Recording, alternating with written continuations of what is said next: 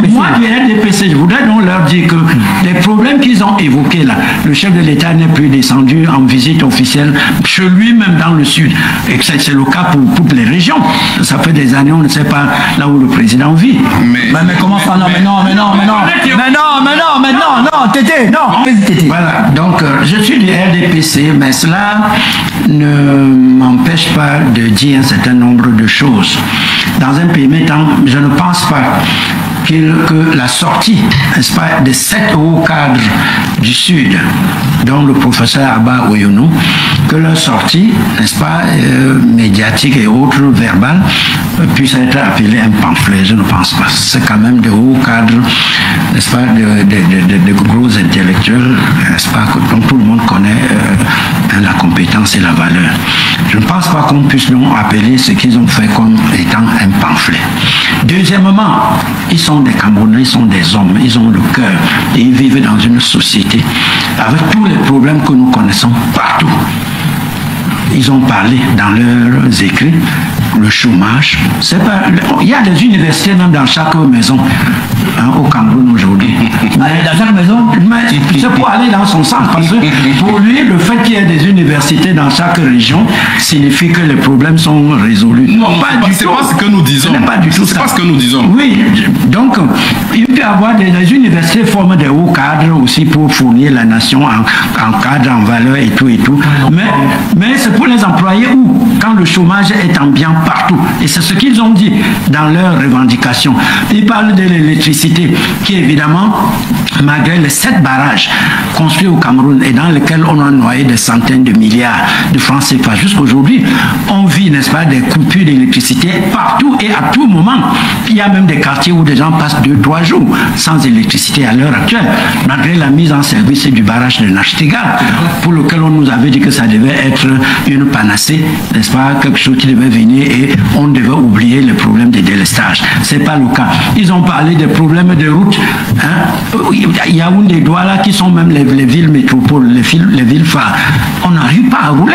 Nous qui avions des petites voitures, on est au garage tous les jours. Kribi, Akomde, partout, c'est foutu. Le réseau routier, ne serait-ce que dans les grandes métropoles, est, n'est-ce pas, exécrable. C'est dans un état de délabrement désastreux. Donc, ils ont cité tous ces problèmes-là. Qu'il est honnête de reconnaître que ces problèmes existent. Maintenant, moi, en tant que membre du RDPC, je me réjouis que tous ces problèmes vont être résolus. Mais ceux qui parlent ne sont pas du RDPC. Oui, même s'ils ne le sont pas. Ils ne sont pas du RDPC. Moi, du RDPC, je voudrais donc leur dire que les problèmes qu'ils ont évoqués là, le chef de l'État n'est plus descendu en visite officielle chez lui-même dans le sud. Et c'est le cas pour toutes les régions. Ça fait des années, on ne sait pas là où le président vit. Mais comment ça? Non, Tété, non, vous ne pouvez pas dire ça. Vous ne pouvez pas dire ça, Tété. Non, s'il vous plaît. Permettez, docteur, vous allez pas. Tété, tout le monde. Non, vous gardez le micro. Mais ce que vous dites est grave. Non, le président, nous savons théoriquement. Socrate, laissez-moi d'abord faire mon travail. Vous n'allez pas la parole. Parlé au moins 2-3 fois. C'est que je vais vous dire. Tété, vous ne pouvez pas dire. Non, je vais dire ceci. Non, vous allez permettez. Vous allez continuer, mais il faut qu'on tombe d'accord. Vous ne pouvez pas dire qu'on ne sait pas là où le président vit. Nous savons théoriquement. Théoriquement, comment? Récemment, il a présidé le 20 mai au boulevard du 20 mai. Dit qu'on ne sait pas où le président vit, c'est grave. Je ne peux pas accepter ça, Tété. Continuez. On ne sait pas là où le président vit. Ça veut dire en réalité que tout le monde connaît que le président, s'il n'est pas étudié, il doit être en Vomaka dans son village. C'est connu, c'est élémentaire, on ne sait même pas des choses sur lesquelles on devrait s'attarder. Mais en réalité, est-ce qu'il s'agit de ça quand vous avez la charge d'une nation? Vous faites 10 ans sans descendre officiellement, même voir comment vos concitoyens de telle ou telle région, les problèmes qui se posent à eux. Mais les descendants dépendent de qui? Vous comprenez? Du président, non? Est-ce qu'on a eu un 20 mai, le président était absent? À l'heure actuelle, le 20 mai même déjà, se fait même déjà en raccourci. Comment c'est? Donc, moi, je Tété, vous n'êtes pas sérieux. Comment c'est un raccourci? Moi, j'ai regardé le 20 mai en direct à la télé. Une articulation, par exemple, le 20 mai. Mais les articulations, à l'heure actuelle, sont réduites à leur plus simple expression. Pourquoi? Vous savez? C'est depuis le Covid qu'on a réduit.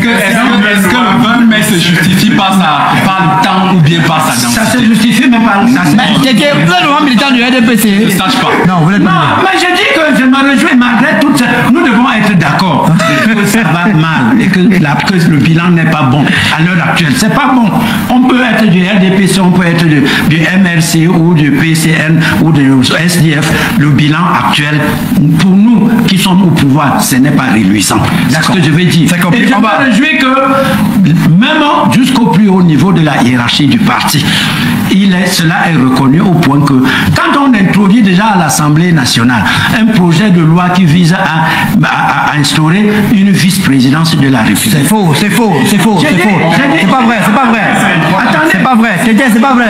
Attendez. C'est une rumeur qui est fausse. Attendez. Donc vraiment, c'est pas... C'est une rumeur. Si elle prend du terrain, si, n'est-ce pas, elle gagne du terrain, même sans être fondée, ça veut dire que tout le monde est conscient qu'il y a problème quelque part. Non, mais partout là, aux États-Unis, il y a un problème parce qu'il y a un vice-président. Aux États-Unis, il y a un vice-président. Est-ce qu'il y a un problème là-bas? C'est d'un vice-président induit le président, une malgouvernance. Le président américain qui, n'est-ce pas, qui n'a pas pu, n'est-ce pas, exercer une deuxième candidature là. Il l'a fait parce qu'il ne voulait pas. Comparaison. S'il vous plaît, monsieur Tété, s'il vous plaît, je vous en prie, c'est terminé. Ça ne va pas. À l'heure actuelle, ce n'est pas le bilan actuel du RDPC, dont je suis membre. Oui. Et même membre, pas les membres qui parlent dans la rue. Et il y en a qui parlent dans la rue? Oui, mais bien sûr, ils sont membres, ils ne peuvent pas te donner une carte du RDPC. Vous avez votre carte? Ils ne savent pas. Je suis même vice-président même d'une section. Donc, ça veut dire que ce n'est pas bon et mon vœu, mon souhait. Oui. C'est qu'on améliore cela. Mon message, c'est aux militaires du rang. Vous êtes la colonne vertébrale de toute armée. Vous incarnez la discipline, le service et le sacrifice. Mais avant d'être soldat, vous êtes citoyen.